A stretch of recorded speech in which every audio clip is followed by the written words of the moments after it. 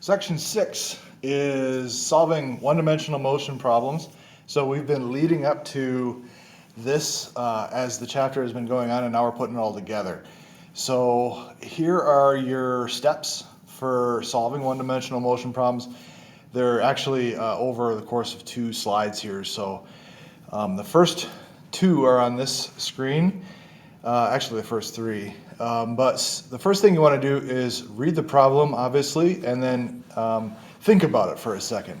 So that's where strategizing comes into play. You want to ask yourself, what kind of problem is this? What is it asking me about? Are we talking about uniform motion, or is it a constant acceleration problem? Uniform motion would be constant velocity. And constant acceleration would mean that the velocity is changing linearly and the position is changing quadratically, right? We talked about that in the past. So we got to keep those things in mind. So first ask yourself, what kind of problem are we talking about? Then, what's the correct general approach? So I listed an example here. If you're given a position versus time graph, so that's what PT is, position versus time graph, and you're asked to find a velocity. Well, the concept there is that the velocity is the rate of change of position, so you're looking at the slope of the position versus time graph, essentially, right? So you think about, what should I do given the information that they gave me to solve the question that they're asking me, right? Now, so therefore, what should the answer look like? Is the problem after some sort of numerical answer? So I'm going to have 24 meters per second, something like that. Or are they looking for a graph? So I got to make a velocity versus time graph if I was given a position versus time graph, something like that. Or do they need a description in words where I write down a sentence, maybe a paragraph, or just describe what happened here, and it doesn't really have to be complete sentences. What are they looking for? So that's your strategizing phase of any problem that you're supposed to do. Once you have that part done, then start making your preparations. So draw a picture. Absolutely draw a picture. Occasionally you're going to get a problem where the picture isn't absolutely necessary, but most of the time the picture is going to help you visualize what's going on. After all, physics, even though most of the time we're doing story problem type stuff, drawing the picture is going to help you immensely visualize what's going on, help you put yourself into the scenario that you're reading about, which is very important, because most of the time the problems that we do here are things that you've encountered already in the real world, like around you in life, right? So if you do that, then it's going to help you visualize what's really going on. It's going to help you actually be able to set up the scenario mathematically so that you can answer the question. So try to model the problem and identify important elements. This could be using a motion diagram, which we've done. Could be making a graph. Could be you do both, and that will help you come up with an answer maybe even easier than just trying to write down a formula. Actually, usually easier than writing down a formula. So then collect the necessary information. And we're going to use the necessary information to identify the formula or formulas needed. So I'm going to write that down. So use these to identify the formulas.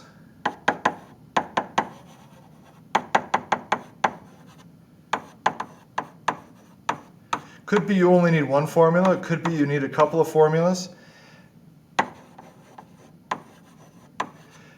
in order to be able to solve the problem. So it just depends on what the situation calls for. Now that you have that information, you're going to look at the information that you're dealing with, you're going to look at the formulas that you're working with, and you might need to do some preliminary calculations. That would mean like unit conversions. So for example, you have part of the problem in meters per second, you have part of the problem in miles per hour, something like that. It's a bad example, but if the units don't all agree, then you're going to need to do unit conversions. Those are preliminary calculations. And you do those right away so that everything is working in the correct units. All units that will go together, they all jive, so that you can solve the problem easily when it's time to solve. Which, by the way, is step 3. So then you solve. So now you're going to set up your formulas first. So using formulas first. So what do I mean by that? Your formulas are all given to you with letters like V and so V sub I, V sub F, X sub I, X sub F, A sub X, stuff like that.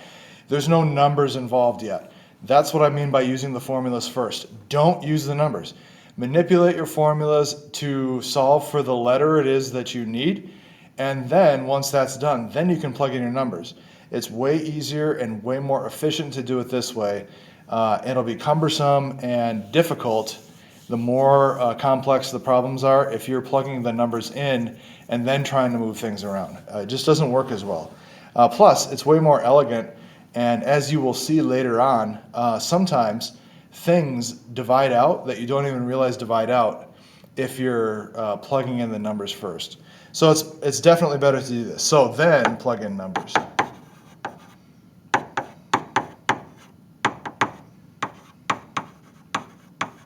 Now, once you've done that, you're going to wind up with some kind of an answer, a numerical answer.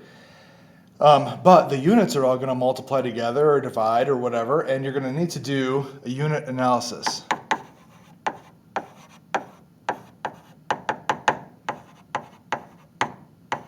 We've kind of been doing that as we have analysis. Let's just make that an S. Okay. We've been kind of doing that as we've been going along, like meters divided by meters and seconds divided by seconds and so on, so we wind up with the correct units in the end. You want to make sure that you do this every single time so that you see that what you started with has done the unit analysis all the way through to the end so that you wound up with the units that you were expecting in the end. You wouldn't want to wind up with kilograms in the end when you were supposed to wind up with like meters per second. That would be bad, and then you know that you did something wrong along the way. So always do your unit analysis to make sure that what you were expecting to get is actually what you got.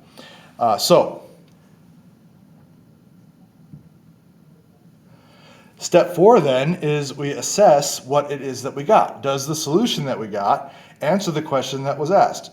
So are we looking for meters per second and we got meters per second? Are the units correct? Does the answer make physical sense in the context of the problem? If I'm saying some baby is supposed to be crawling at 400 meters per second, obviously that doesn't make physical sense, so I probably did something wrong, right? So in the context of the problem is very important. Are the units correct is very important. Numerically, does the answer make sense? Can I estimate my answer to help check my solution? If I'm throwing a baseball, should I be able to throw my baseball if I'm a major league pitcher at around 90 miles an hour, and then I know that my unit conversion for my estimate for 90 miles an hour would be, I take a little bit away, so maybe it's about 80, and then I divide by 2, so 40 meters per second. Does that sound about right? Yeah, my answer was around 39 meters per second, so yeah, that sounds pretty good, okay? Like these little things are the things that we can do to help ourselves make sure that we seem like we're in the right ballpark for the answer. So the pictorial representation is something that we can do. This maybe should have been more towards the beginning of our problem, but the pictorial representation is our sketch of the situation. So not just any sketch, but show the object at the beginning of the motion, at the end of the motion, and any point where the character of the motion changes. So we're going to do an example here in this section where, let's say we're driving down the road and we notice something run out in front of us. So, some mule deer runs out in front of us and we are about to slam on the brakes. So when that happens, it takes us a little bit of time to react to the deer running out in front of the road, or in front of the car as we drive down the road. So that reaction time, we're still driving at whatever speed we're driving at, say 70 miles per hour. So during that reaction time, we're driving still at the constant speed, so that is a uniform motion problem. But as soon as we apply the brakes, now we have not a uniform motion problem anymore. So what we might do is draw the situation beginning where we have uniform motion, and then we have a characteristic change here where we applied the brakes. So there's actually a two-part problem going on. We have the uniform motion problem at the beginning until we applied the brakes, and now we have a constant acceleration motion from the point where we applied the brakes to the end where we actually came to a stop. So you'll see an example of that later, but you would want to draw that out, and you would actually make 3 drawings, 3 sketches, one in the beginning, one where we applied the brakes, and then one at the end. And they don't have to be super elaborate. Very simple drawings are perfectly fine, okay? You don't have to be a great artist. As you'll see, I'm not a great artist, although I do make very good airplane drawings. Part B, establish a coordinate system. This right here is incredibly critical. You have to define your coordinate system, and I've always said it doesn't make any difference which way is positive, but you need to define which way is positive. And once you define where is positive and where is the origin, then you go from there. So we establish the coordinate system. You sketch your axes and the origin to match the motion is most ideal. That way you're going to stay positive most of the time, and you put your origin in a convenient location to make the math more simple. Now part C, you define your symbols. So you use the sketch to define symbols representing the quantities like position, velocity, and acceleration. And then also time, of course, and every variable used later in the mathematical solution should be defined in the sketch. So if I call t time, then in my formulas, I'm going to use t. If I say position is x, then in my formulas, everything is in terms of x. Velocity v, same thing. V sub x, because I'm talking about the x direction. V sub y, if I'm talking about the y direction. Acceleration, same idea. So that's the idea. We want to be as consistent as possible and as explicit as possible when we are talking about these variables that we're going to be using.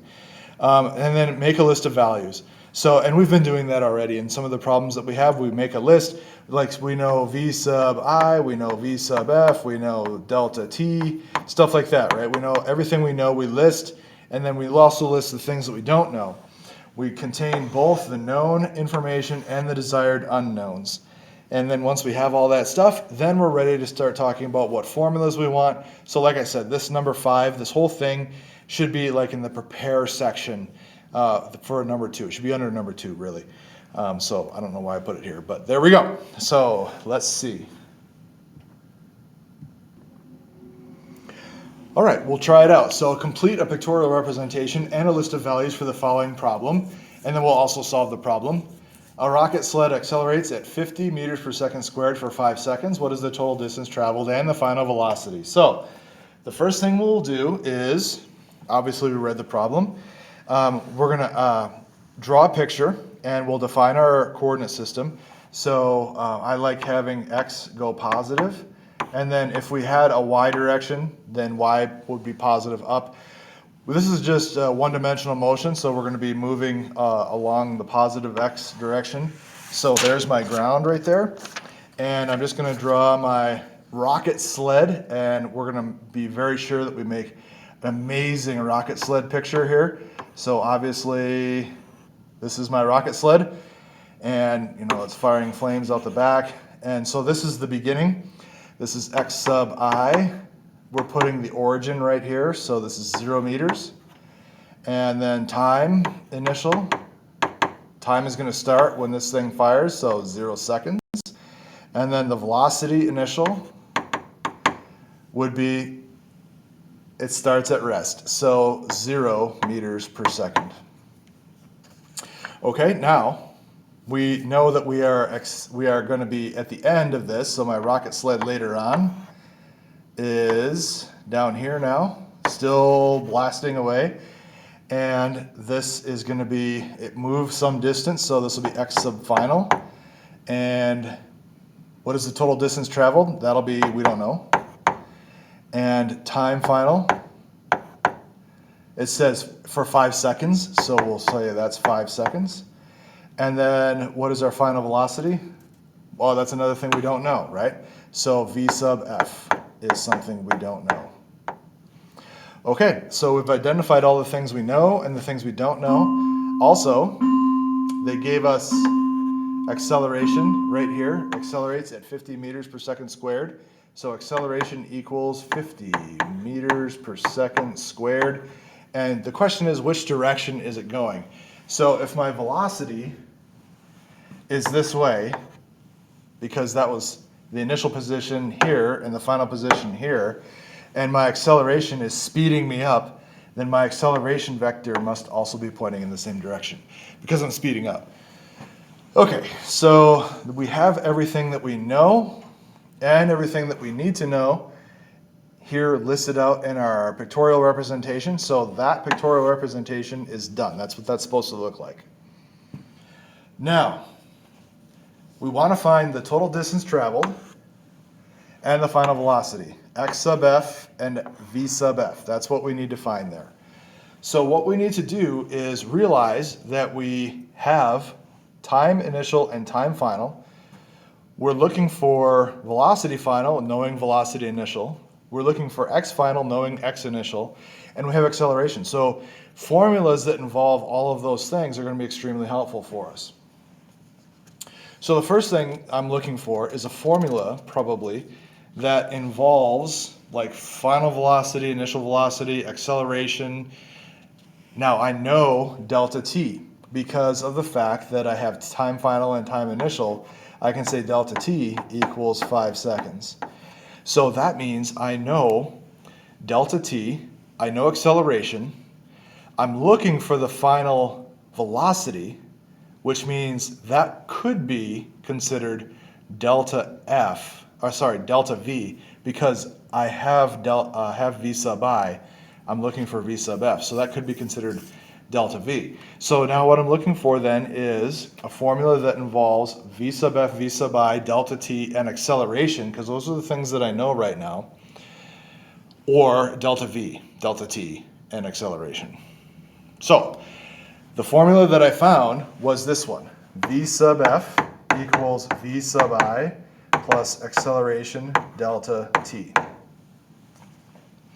This is a good one to use and a good one to know, because if I had an initial velocity to begin with, then I would not have been able to use the other more simple one, which is just the acceleration delta t, right, with delta v. So what we have here is initial velocity of 0, so this term disappears, and I can solve right now for velocity final because the equation is already solved, and I can plug in everything that I need. So I have my acceleration, which is 50 meters per second squared, times my delta t, which I know is 5 seconds. Okay, and I plug that into my calculator, and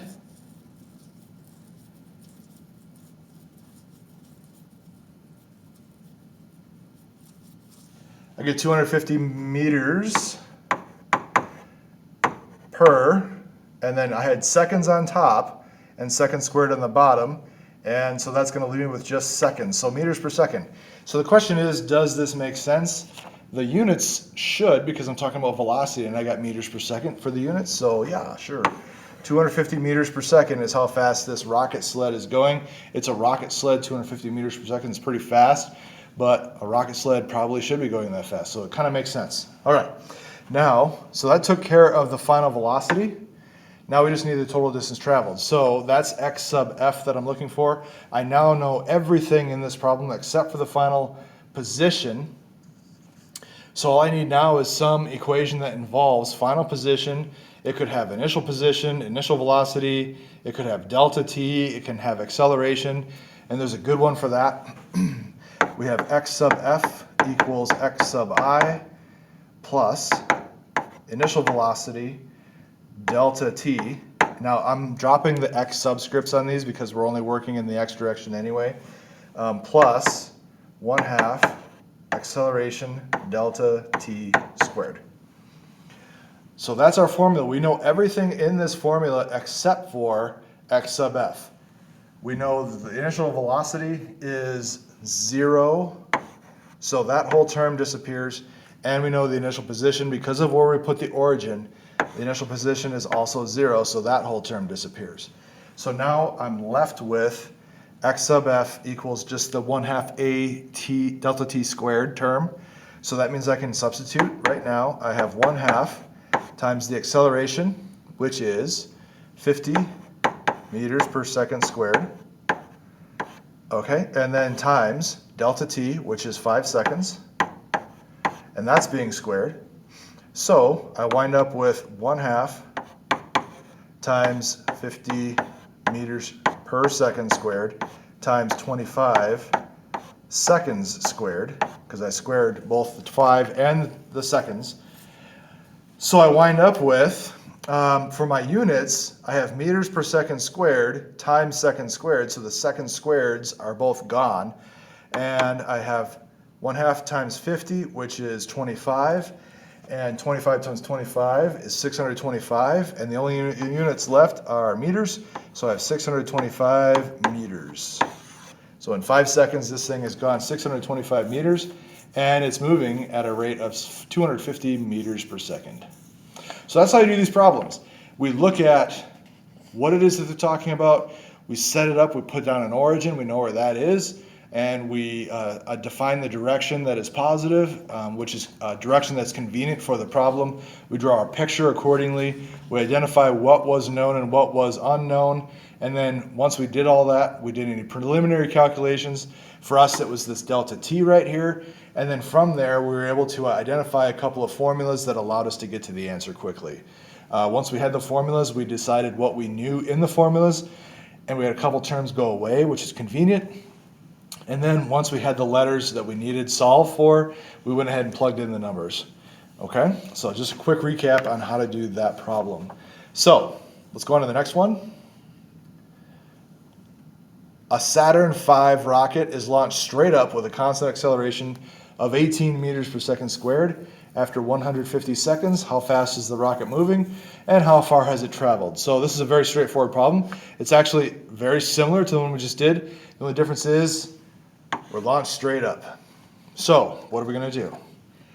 Well, hopefully you're thinking, I'm going to draw a picture. So that's what we're going to do. Down here then, I'm going to define my origin. Positive x and then positive y is important this time because we are going up. So positive y will be up. My rocket will start down here at the origin. And my rocket is just this amazing Saturn V rocket. Definitely a Saturn V rocket here. And then looks definitely perfect rocket.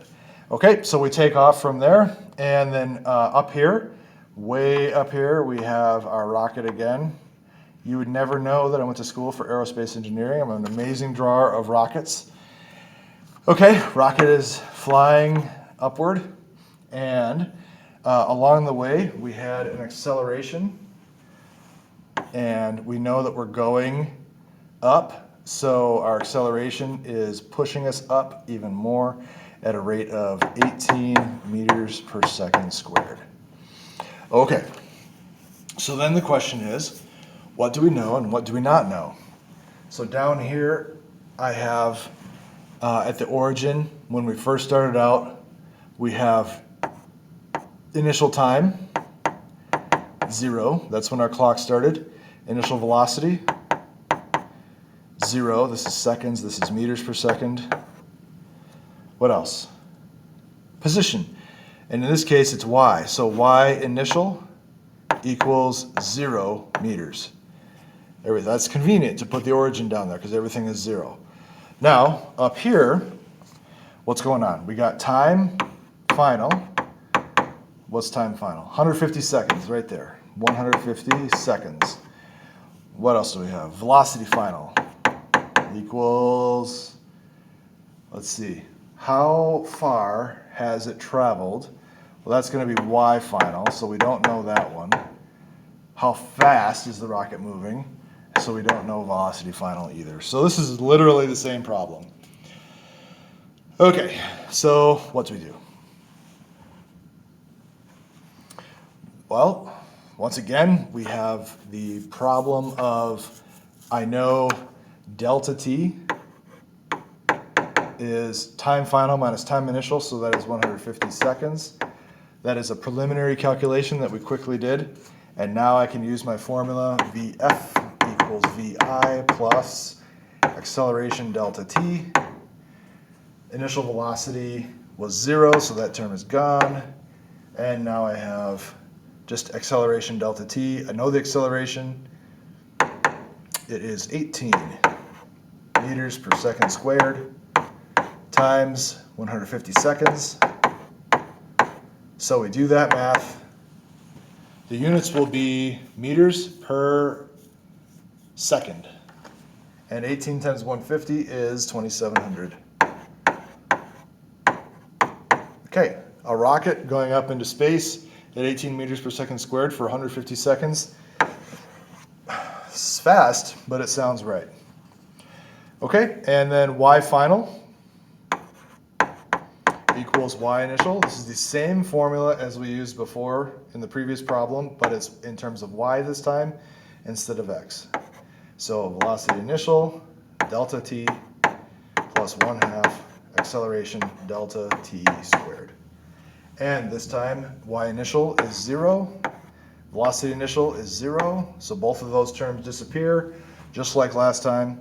And we have 1/2 times the acceleration, 18 meters per second squared, times delta t, which is still 150 seconds, and that's being squared.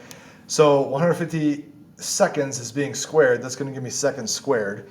Meters per second squared times seconds squared is going to leave me with just meters, so I know my units are going to be good here. 1/2 times 18 is 9. So on my calculator, I will do that in my head, but I have 9 instead of 1/2 times 18. So I have 9 times 150. 150 is being squared, and in the end, I wind up with 202,500, 202,500 meters. Now, if I need to do significant figures on the problem, which I probably do, this would wind up being 203,000 meters. Okay, so that's good. Next problem. A fully loaded Boeing 747 with all its engines at full thrust. So there are 4 engines on a Boeing 747, if you don't know what that looks like. Accelerates at 2.6 meters per second squared. Its minimum takeoff speed is 70 meters per second. How much time will the plane take to reach its takeoff speed? And what minimum length of runway does the plane require for takeoff? Okay, so this is like the same problem again, except we're solving for different stuff. So, a fully loaded Boeing 747. Interesting.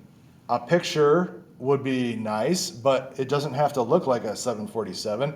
It's just a plane. We just need to know that, right? But when I draw my picture, I'm totally drawing a 747. Now, full thrust accelerates at 2.6 meters per second squared. That's your A. Now, minimum takeoff speed. That's your V sub F when it leaves the runway. We should probably know that it's probably starting at a velocity of 0. So V sub I would be 0. How much time will the plane take to reach its takeoff speed? They're talking about delta T. We don't know that. What is the minimum length of runway? They're talking about delta X. All right? So just as I'm reading through these problems, as I read them, I'm thinking, what is it they're talking about? What is it I'm supposed to be trying to find?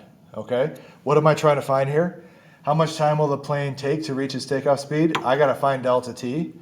What minimum length of runway does the plane require to take off? I got to find delta X. I know V sub I know the acceleration, and I know V sub F. So now when I go to draw my picture, I'm going to go ahead and do that, okay? I'm going to label those things. So we set up our coordinate system. So positive X is to the right, and positive Y would be up. But we don't need Y in this case. We're just going the X direction. We're just running down the runway. So here's my runway. And we're totally going to draw an amazing 747. So the 747s have the big, the front end that comes up. And then we have the wing. And then we have the tail, the rear. See, look at that. You know, when you go to school to be an aerospace engineer, you learn how to draw airplanes really, really well. So we got all these windows. Yep, it's a very happy plane, see? Okay, now, so we're rolling down the runway. Probably got to have wheels, huh? And there's definitely only 3 wheels on a 747, and that's where they go. All right, so we have the acceleration on the plane. We're accelerating down the runway, so this is our acceleration, and it is 2.6 meters per second squared.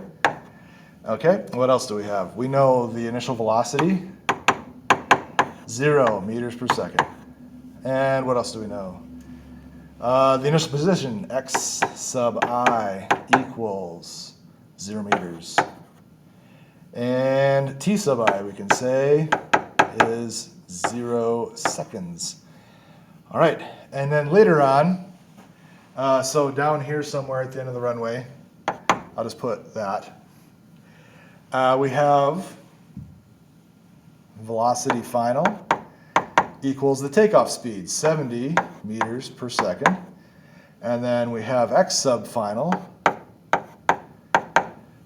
That's something we're looking for. What minimum length of the runway do we need? So we don't know x sub final, delta x. And how long does it take to get there? We don't know that either. So that's t sub final. That's delta t. We don't know that. All right, so that's everything. Now the question is, what formula do we need? So if we go back to the previous problems that we're working with, this is the same problem. It's just that we're looking for something different. So let's look at that first formula. V sub f equals v sub I plus acceleration delta t. Once again, the initial velocity is 0, so that term disappears. I know the acceleration, I know the final velocity, I just don't know delta t. So, and that's what I'm looking for, is delta t. So all I got to do is solve for delta t, which means I'll divide both sides by a, and I'll have my delta t. So delta t equals velocity final over acceleration, and I know both of those things. So this will be 70 meters per second divided by acceleration, which is 2.6 meters per second squared. Meters per second divided by meters per second disappears, and I'm left with a per second in the denominator, which will leave it, change it, flip it, and become a second in the numerator, which is the units I want for time. So that's great. So then I just need 70 divided by 2.6, and we get 26.923 seconds. And this is no good for us. We need significant figures. So we're going to call this one 27 seconds. So it takes the plane 27 seconds to get up to takeoff speed. Now that we have that, once again, it's the same problem as we've been doing. We're just using the same formulas, but we've got to manipulate them a little bit. We'll go back to that other formula for delta x, and we'll get x sub f equals x sub I plus v sub I delta t plus 1/2 acceleration delta t squared. And we'll look at what we have. So we know that the initial position was 0, so that term's gone. Initial velocity was 0, so that term's gone. And so now we're just left with x sub f equals 1/2 a delta t squared. What are we looking for? X sub f, the minimum length of the runway. Well, x sub f is really our delta t. It's the same thing because we had an x sub I of 0. So this equation's already solved, and we just figured out what delta t is. So that's perfect. We can go. We're ready. So we have equals 1/2 times the acceleration they gave us, 2.6 meters per second squared, times, now here's the trick. We said that our delta t was 27 seconds, but that's not what we calculated. 27 seconds is significant figures. Our calculated answer was 26.923 blah, blah, blah stuff, right? So when we do this on like homework or a test or whatever, we always use the calculator's answer. So even though I said 26.923, there's actually more to that number than 26.923. The calculator gave me more than that. I want to use my calculator's answer. I don't want to use a rounded answer at all. So what I'm going to do is I'm going to write down 26.923 seconds. But what I mean is what the calculator told me. So when I type this into my calculator, I type in 1/2 times 2.6 times, now I'm going to go up and I'm going to select my calculator's answer and press enter. So I go up and I highlight it, and then I press enter to select it, and that will bring the calculator's answer down with all of its glorious decimals. and then I will have this entire line entered in, and then I'll press enter. And that way I won't have any rounding mistakes. So now when I have done that, I get 942 point stuff, right? A bunch of decimals, which is great. That's exactly what I want. I don't want rounding error.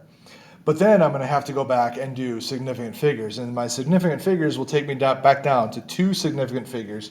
So we got 942 point some stuff. And then my significant figures, so there's decimals here. My significant figures take me back to 940. And then my units are meters. So this is my answer. But what I don't want is to use 27 seconds because that is not what I got in the first place. I don't want to use an answer that was rounded when I'm making my calculation. Make sure you use your calculator's answer every time. Only use significant figures on your final answer, even when you have a previous answer that was reported as a significant figure answer, okay? Intermediate steps require the actual calculated answer. Hopefully that's clear. Anyway, here we are, 940 meters, almost a full kilometer for this gigantic airplane to take off, and it takes 27 seconds to get there. If you've ever ridden on one of these big planes, a 747, that's about right. It takes quite a while and a long distance for it to take off. Okay, we have another problem. We have a car traveling at a speed of 30 meters per second, a typical highway speed on wet pavement. So remember our quick idea of how much 30 meters per second is? We double it and add a little. So if I double 30, I get 60. If I add a little, we're going somewhere between like 65 and 70 miles an hour. It's about right. So on wet pavement, the driver notices an obstacle ahead and decides to stop.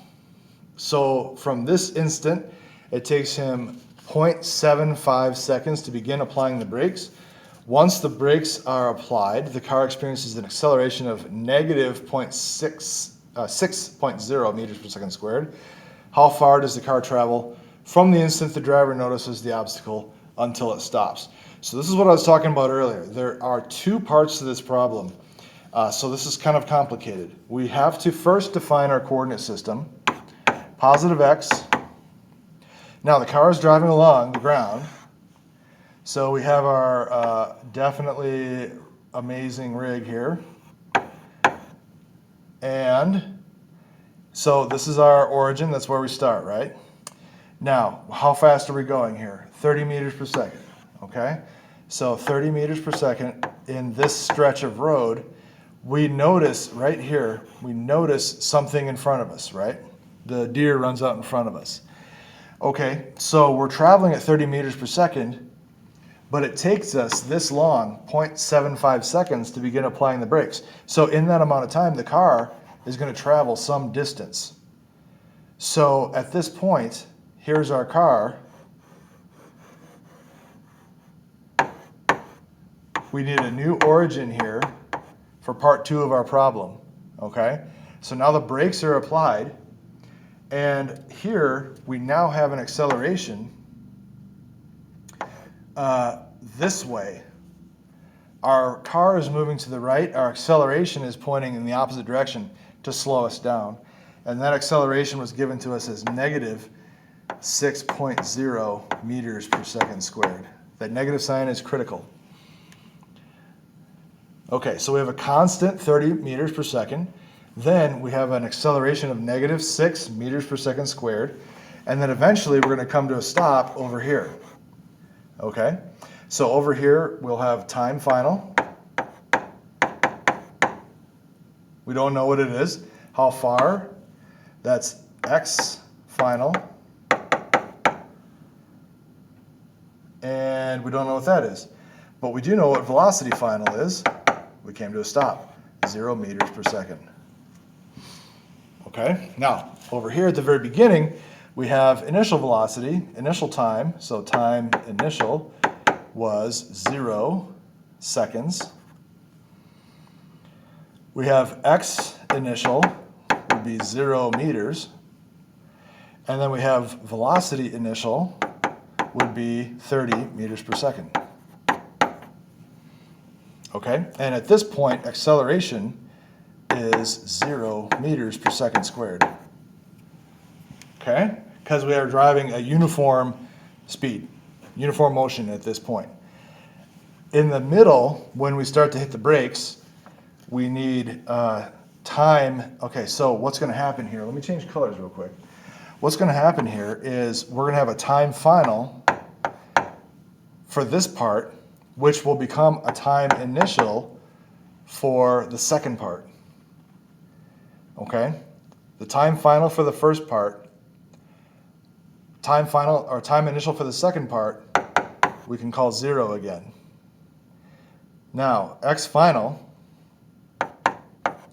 for the first part, x initial for the second part, we can call 0 again. And then velocity initial for the first part, velocity final for the second part are the same. Velocity initial for the second part is the same, because that's where we started to hit the brakes. Acceleration all the way through the first part is 0 meters per second. Acceleration on the second part is -6 meters per second squared. Okay, so now what's going to happen is we can calculate what our change in distance is. We can calculate the change in time if we need to. Let's see, what does the question ask, right? That's one of our steps. So once the brakes are applied, okay, how far? That's definitely something we need to figure out. That is delta x total. And how far does the car travel from the instant the driver notices the obstacle until it stops? Okay, so time is not a part of our problem here, but we might need to use it, so we might need to calculate time and somewhere along the way. So let's look at the first problem, uniform motion problem. We are not accelerating. So we know the velocity is 30 meters per second the whole way through. There is no acceleration. We don't know the time. No, we do know the time. We know delta t is actually 0.75 seconds. Okay, so we know delta t. We know there is no change in velocity, but we do know the velocity. We're just looking for delta x. So we have a formula for that. Delta x equals velocity delta t. Perfect. So we can plug in that information. We know the velocity is 30 meters per second times the delta t, which is 0.75 seconds. Meters per second times seconds gives us meters, so we're going to have an answer of meters, and 30 times 0.75 is 22.5. So we have 22.5 meters for our first interval. Now, we go on to not uniform motion. We have constant acceleration. So what do we need to do? We need final position. In order to calculate the final position, we're going to need some equation that deals with delta x, or x sub final minus x sub initial. So we can use this equation. X sub final equals x sub initial plus v sub I delta t plus 1/2 a delta t squared. Okay, so what do we know? If we call x sub I in our second part 0 meters, then this term disappears. V sub I is not 0, so we can't make that term disappear. We know, do we know delta t?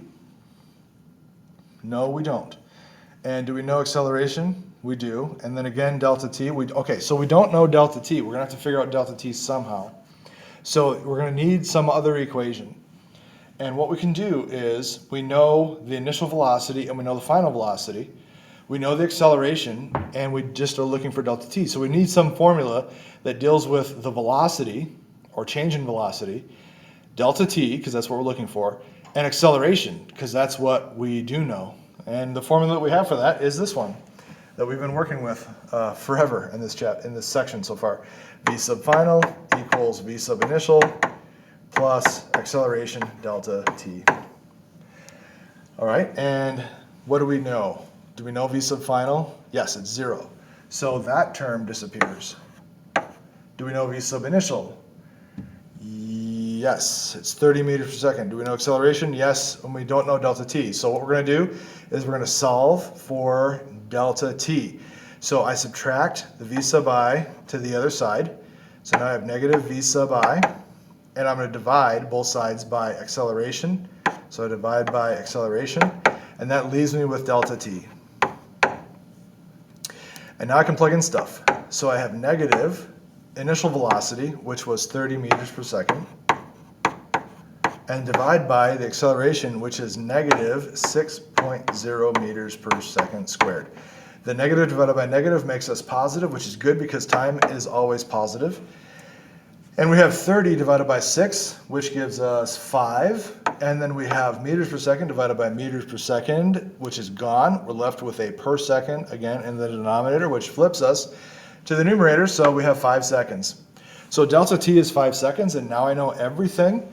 I know I'm looking for x sub f. I have v sub I. I now have delta t, and I know the acceleration. Again, I know delta t, so now I know everything. So I can go ahead and solve this equation. So this is where we need two equations sometimes to figure out the one thing that we're looking for.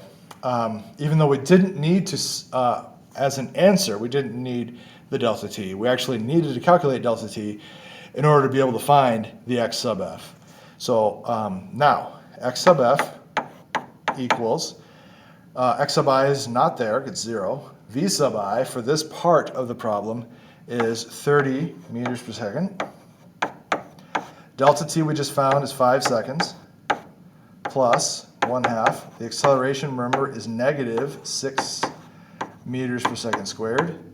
And then delta t, remember, now is 5 seconds, and that's being squared. So what do we get?